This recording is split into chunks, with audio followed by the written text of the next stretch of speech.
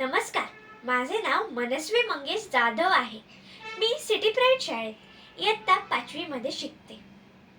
माझ्या बोधकथेचे नाव आहे चिमुकले पण मौल्यवान. एका लहानशा गावात सदानंद नावाचा एक मुलगा राहत होता. तो दिसायला साधा पण मनाने फार चांगला होता. त्याचे वडील शेतकरी होते, आई घरकाम करत असे.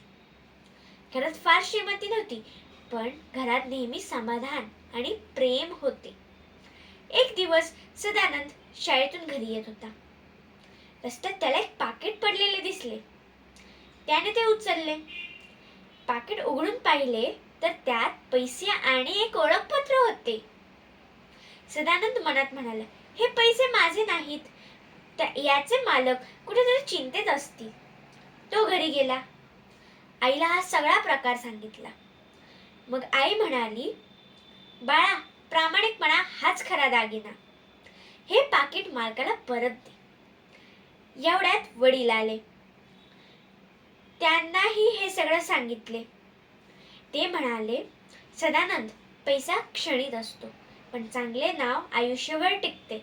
आणि प्रामाणिकपणा हा सुखी आणि समाधानी जीवनाचा पाया आहे. त्याच्या आई वडिलांना आपल्या मुलाचा प्रामाणिकपणा पाहून अभिमान वाटला. दुसऱ्या दिवशी सदानंद शाळेत गेला. त्याने शिक्षकांना पाकिट दिले व शिक्षकांना सांगितले की हे पाकिट माझं नाही, मला हे रस्त्यात सापडले. याचे मालक एकत्र शोधू.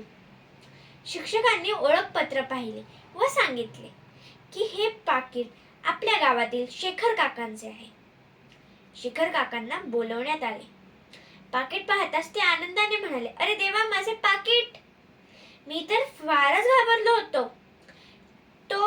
ते सदानंदला म्हणाले, बाळा, तू खूप मोठे काम केलेस. हे घे बक्षीस. सदानंद नम्रपणे म्हणाला, मला बक्षीस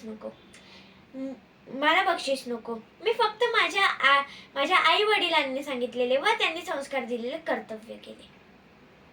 हे ऐकून शिक्षक म्हणाले, मुलांनो, सदानंदकडे पैसा नाही, पण चारित्र्याची श्रीमंती आहे.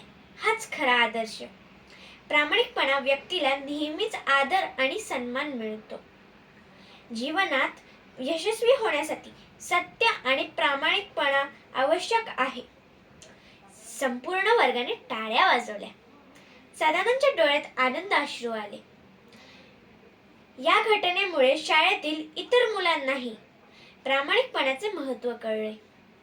या कथेचे बोध आहेत, प्रामाणिकपणा आणि सद्गुण हेच खरे मौल्यवान धन आहे. धन्यवाद.